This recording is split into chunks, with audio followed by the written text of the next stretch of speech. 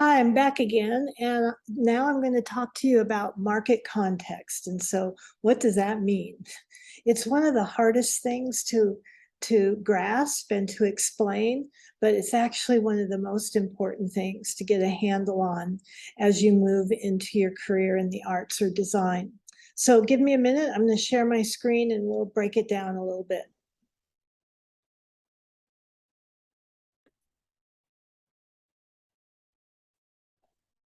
All right, let's go.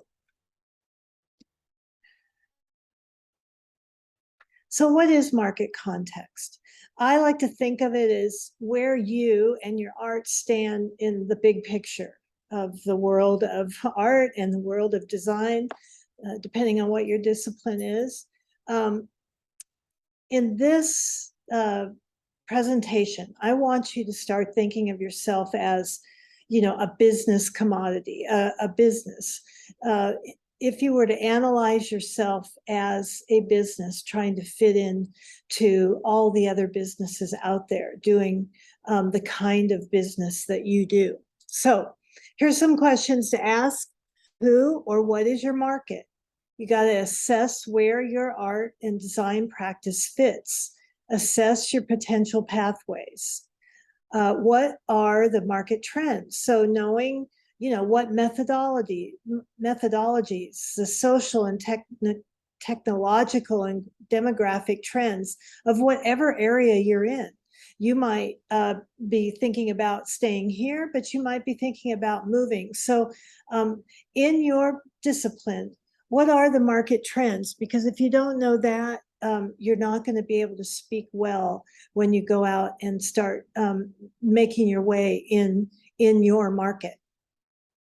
Being aware of your competition. So, determine what competitive situations there are that can work to leverage your position. What levels, what forces, what strategies do your competitors use? And what strategies can you use? What opportunities and threats are out there? So kind of just doing the pros and cons. What are your opportunities? What are your threats to be an active and productive member of the market and the discipline that you want to practice in? And so being honest and identifying your strengths and weaknesses.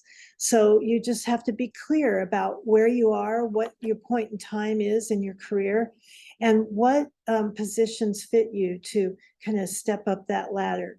And then strategies, and we've talked about that in the goal setting presentation. So make those realistic plans to develop your career goals based on all of this consideration that we're going to talk about today in this presentation. So this is a lot. These are kind of breaking it down for artists and for designers because your considerations are a little bit different. And I've practiced in both disciplines, so I have an understanding of how I got to where I got and what happens and what kind of opportunities are out there for you. So who or what is your market? For artists, how might you realize income and support from your artistic practice? What is out there to earn money? Is it selling art in galleries? Or is it developing, a product from your art? What shops sell art? What kind of level of gallery or shop do you want to have your work in? Can you sell online? Sell through Instagram? All of those things you need to kind of consider. What are your income sources? And in addition to just selling your art or versions of your art, what kind of other jobs might be available to you? And we'll get into that in a second. Who might be attracted to your art? And where might you practice your art? Are you going to practice at home? In a home studio? Is there a cooperative somewhere that you can be a part of? Where will this happen? Where are you actually going to do your work? I'm actually sitting in the place that I do my work in. And it's my home, but we've converted one big room, what was our living room and dining room, into my studio because that's what fit for me. So those are the considerations you have to make. Consider your moment in time in your career. Where really are you? Be realistic and know the context of where you sit right now in your art career. What are the appropriate venues that fit your work? What's the potential strength of the network you've built? We're going to talk later in this term about building a network. And so what are the strengths of your contacts?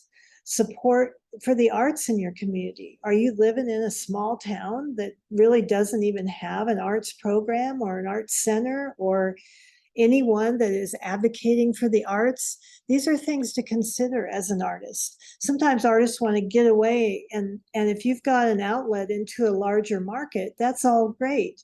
But if you're trying to build your practice and your network, being in a small place could be a hindrance.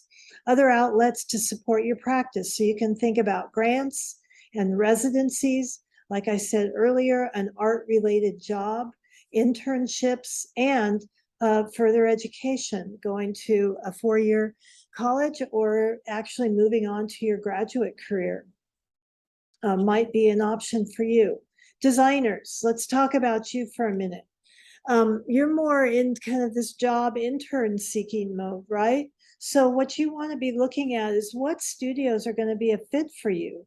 Sometimes you feel like you'll take anything you can get, but you might thinking about locations. Are you going to be here in the Valley? Are you going to move to California? You might be thinking about what studios might exist and what kind of work they do. And you can easily access that online and take a look at their clients and their work. What are other opportunities to gain experience, such as internships? And what are, in that job, what kind of opportunities are you going to get to build your portfolio and gather experience? And what is the client list of that studio? Sometimes you need to, take a deep dive and see if that client list is an organization or a client that you would feel good about doing work for. Freelance is another option for designers, of course. You can support established studios. Lots of studios hire freelance to do some work outside of the office, but you have an ongoing relationship with that studio, and that can be very fruitful for both. It's a win-win situation. You can develop independent clients, or you can develop independent products. Just like artists, many designers design posters and other kinds of products that can be sold on a retail level. So again, you're going to be considering that moment in time in your career. What is your credible experience? So what fits for you? How can you gain credible experience? Potential strength of your network. And again, I can't stress enough how building a network now and forever is going to be your strength as you move forward. The more, it really is true, the more people you know, the more opportunities might come your way. Viable and reputable studios or clients. So just, doing your research on the studio or the client that you might consider working with, and the compatibility that you have with that client, whether it's independent freelance client or a client within a studio you might work for. I have a story where someone worked for an ad agency, and one of their clients was the NRA, and that was not known to her at the time that she took the job, and she really had a hard time being asked to work on that client. So she asked if she could not work on that client. Sometimes that goes over well and sometimes it doesn't. So you really do want to understand the client list of where you're thinking you might work. Other outlets to support your practice is a design-related job. It could be a sales job. It could be further education for you as well. You might consider a 4-year degree and moving into, a master's degree in one of the disciplines that you're interested in. All right. Market trends. So understanding the market trends. Artists, what makes your art relevant? Why is it relevant right now in this space and time? What genre is your work? Is it performance, environmental? Is it a social practice, digital, drawing, painting, sculpture, retail products, all of those things, and maybe combinations thereof? What kind of work can you say you do? Familiarity with artists of interest. So it's really critical that you start. I have a list of artists that inspire me on my computer, and I build on that as I'm doing research for other projects or thinking about other things, or just someone sends me images. I create a file for that artist so that I can go back and look at that art and be aware of who's doing work like I am, or just work that inspires me. You should be familiar with professional publications that are part of your genre that really speak to the work that you do. And knowing who is buying art and how is art being purchased. These days with NFTs, that might be something to know about, but it may not be something to know about. But it's definitely something to understand so you know whether your work is suitable or not. What are various revenue streams for artists? So just get yourself aware of what's going on and what's out there. Further education, fit your work and goals to the right instructors. So if you're seeking out higher education, you might research different four-year universities. If you're thinking of grad school, certainly you want to seek out instructors that are going to align with what you are thinking about, what you want to do. Does the institution have a strong reputation, and what are the strengths of the graduates? So these are all things that you want to kind of start thinking about if a further education is one of your goals. Other opportunities, art-related jobs and internships. What skills do they need? These are things like museum administration, educational institution, nonprofits, workshops or art centers, retail stores, galleries, fabricators, studio assistants. There are other avenues to connect yourself to the art world and get a job, an actual paying job, while you're doing your art. What grant opportunities are out there, or residencies? Is that a good fit for you to go away to residencies? And we're going to talk a little bit about that. If we don't talk about it, we're definitely going to provide you with the resources to think about grants and residencies. Designers, let's talk a little bit. Familiarity with current designers of interest and professional publications. So it's just critical that you understand the trends in design and designers that are making waves in the design field or advertising field, kind of depending on where you're at. And you need to be clear on what the publications are that speak to your profession, because sometimes, like communication arts has competitions. I don't know if print magazine is even printed anymore, but there were two big competitions, CA, which is communication arts, and prints, when I was practicing graphic design. And you always wanted to make sure that you were familiar with who was being featured in these publications, what was their work like, and what opportunities for competition could I have by knowing about these publications. So job seeking, what skills are the studios seeking these days? What skills are you amassing? And where are the strong markets in the country? I think we're going to be providing you with some market information that gives you a sense of that at this point in time. What are your proficiencies in current software? Huge deal, very important. So make sure that you understand what studios are looking for and what proficiencies they're looking for. studio or in-house design style. So again, if you're job seeking, what is the style? Is it something that resonates with you? Are you interested in that style and learning more about it?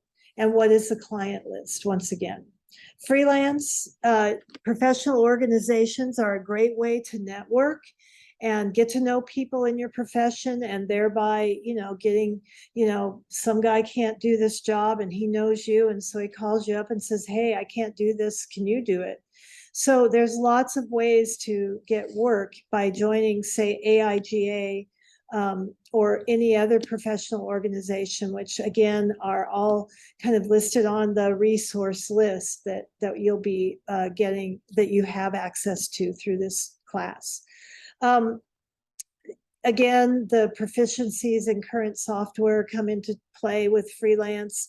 You might have to have a little bit more proficiency in some business-based software to keep your books and so forth. So again, just be aware. Style trends, knowledge of vendors and suppliers. If you're getting work done for clients, you may be responsible to get it printed or built. So having knowledge of those vendors or people you can call to get recommendations, that's really important. And understanding the potential client pool. Who can you call up to have an interview to show your portfolio for the opportunity to perhaps do work for them? So does further education fit into your goals? Again, you want to research the right institution, the right instructors, what kind of job placement are the graduates getting from the school that you're looking at. And other design related jobs or internships, knowing the skills that they're seeking. And again, this can be educational institution, nonprofits, and marketing, departments of those nonprofits, materials showrooms, sales, retail stores, fabricators, and publishers. Okay, understanding your competition. So artists, what makes your art unique, and who might be doing work that's similar to you? Think about the media types, but also common themes and conceptual similarities to other work. We're going to go over pricing your work, so understanding how people are pricing and what makes sense. Public commissions, how might you win those? All the cities in our towns, Mesa, Tempe, Phoenix, of course, Chandler, they all have calls for public art commissions, and a lot of them are suitable for artists that maybe haven't done public art before, but could work in that genre. So exposure and networking, how can you do that? How can you get more exposure in the market that you're in, and how can you work on networking more? If you're talking about further education, you just need to know how many grad spots are available, and know that institution's reputation, and understand that you've got to have a strong portfolio going in. And that's part of what we're talking about in this class. Art-related jobs and internships. What skills and proficiencies do you offer? What makes you the best candidate for those jobs? Grants and residencies. Again, we'll maybe go over this a little bit more later, but the strength of the program, spots available. You've got to think about cost versus funded. Sometimes you can get a residency, but there's no stipend that comes with it. They might put you up somewhere, but you've got to travel there and you've got to pay your own meals. So you've kind of got to see what residencies make sense. What are the requirements in getting a residency? Is there an end game? Do you have to produce work for that? And what's your moment in time in your art practice, and what residencies or grants might be suitable for you? So for designers, you're going to be job seeking. What's going to make you stand apart? We've talked in this class now about building your brand, your business card, your resume, your statement, your portfolio. So it's just critical that is what sets you apart. How flexible are you? Are you flexible in location, in job responsibilities you're willing to take on? And what openings are available out there? Freelance, be aware of pricing structures. And, if any of you need some sense of that, I will be providing some materials for you to look at, but I'm happy to have a conversation with you about how in the design world we've structured our pricing. What are other design firms pricing, or other freelancers, and how can you gain more exposure? And that's that networking idea. Who do you know, and how can you get exposure for yourself and your work? Are you thinking about further education? Again, that strong portfolio comes into play. How many graduate spots are there available? And what is the reputation of the institution? Who are the instructors? And, do they resonate with things that you want to move your career towards?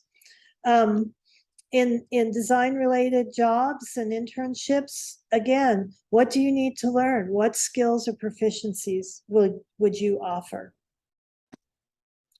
All right, we're going to talk about opportunities and threats.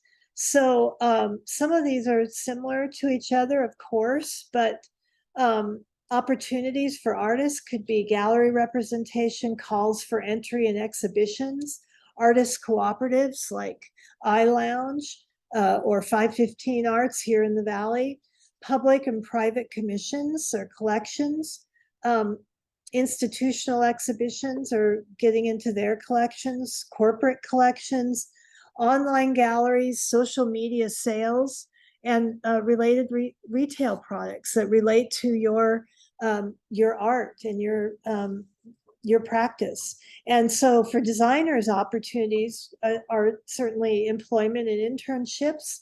There are calls for entry for print and online publications that if you get in, you have your name out there. Freelance or independent studio work, professional organizations and networking, critical in the design world, really critical. The more you get involved in your communities, organizations, the better. I would say it's critical for everybody, but for the design business, it's very critical. And again, you have the opportunity to design retail products that may be featured in a boutique here or even online or somewhere else. You can market all across the country these days. So further education, design related jobs, design grants, and teaching is a possibility if you gather the right education. And same with artists, grants, residencies, art related jobs, further education, and teaching. So these are opportunities that you have. Now, threats, other artists are the competition, and same with designers. The competition is always a threat. Steady income is always, a concern, especially in the arts. With designers, if you get a job, it's, not quite as of a concern, but if you're freelancing, it might be. So what supplemental job would you maybe need to get, and how much time is that going to take away from the development of your practice? Studio equipment, what do you need for your setup? You got to get computers, printers, software, studio equipment. You're no longer going to have the equipment that's afforded to you here on campus. So what do you need if you're going to set up and do the work on your own? Lack of technical proficiencies, rent and overhead for designers. Time management is always a threat. It could be great, but it could be a threat. Organizational skills, location, networking, and experiential credibility. So as a young artist or designer, you're always going to be fighting against that. When you get to be at my end of the spectrum, it's just the opposite. I need to be current and know what's coming up and coming. So anyway, these are all things just to read and think about how you fit into these opportunities and threats. So strengths and weaknesses, all of these could be a plus or a minus. So what is the rigor of your artistic or design achievement? What's the strength of your portfolio, and what are technical proficiencies do you have? That steady income requirements, supplemental job, you could be in a good spot, you could be in a challenging spot. That the idea of studio equipment needs, overhead, time management could be your greatest strength. It could be a great weakness. Organizational skills, same. The willingness to research and find out what is out there for you, not just relying on what might just come across your path. Exhibition experience for artists and client project experience for designers. Where can you say you've shown? Who can you say you've done work for? What is your location? Could be a great market, could be a not so great market. Ability to network, your social skills. I am an introvert by nature, so I really have to push myself to employ my social skills. And if I go to an event, I try and seek out at least one or two people that I'm going to connect with at that event and just force myself to do it. And your experiential credibility, again, is always, and your dedication and commitment, because no matter what, that's what it's going to take. That could be your greatest asset, and the lack of it could be your downfall. All right, so strategies to kind of get into your market, understanding your context. Artists, you got to make work.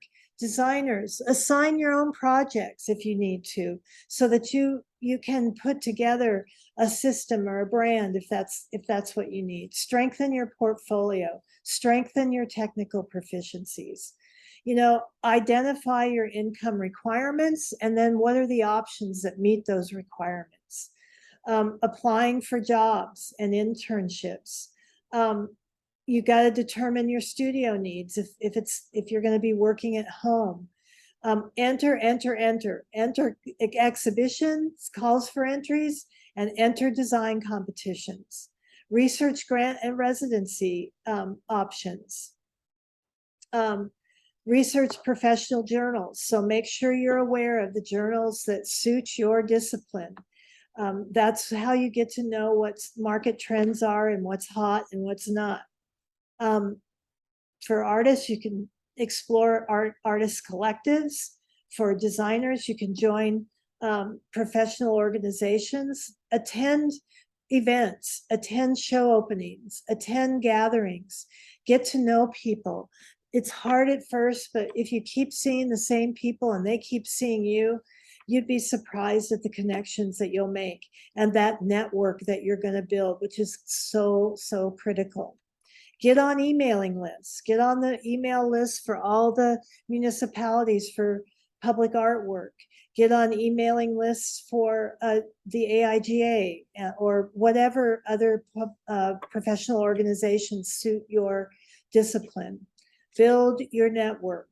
Develop a social media plan, and we're going to go over that later in this term. Consider or apply for further education. So these are all strategies that kind of boil down how to attack all these other things that I've talked about today in this presentation. So the only other thing I want to say is you have this amazing gift in the resource list that's been made available to you through this class. Spend some time and look at it. Spend some time and see what's on that resource list. There are grant opportunities or grant places to get grant opportunities, places to see about residencies, publications, professional organizations, There's links to all these things. And so you want to spend some time looking at that resource list because it will serve you well now and into the future. And you can download it and you can update it on your own to keep it as a resource for yourself. All right, I'm going to come back to you and say goodbye. So thanks for listening. Like I say, that is the most mind-bending and, windburn inducing presentation because there's so much to think about, but it's one of the most important things to get your arms around, to get a sense of where you stand in your market, in what you want to do. And it takes time. It's organic. It doesn't happen overnight, but I hope that by reading through this presentation, listening to it, reading through it again, and really kind of parsing it out, you'll be able to start to see what kind of strategies you can employ to get there and to start building on understanding your market context. I'll see you the next time. Bye-bye.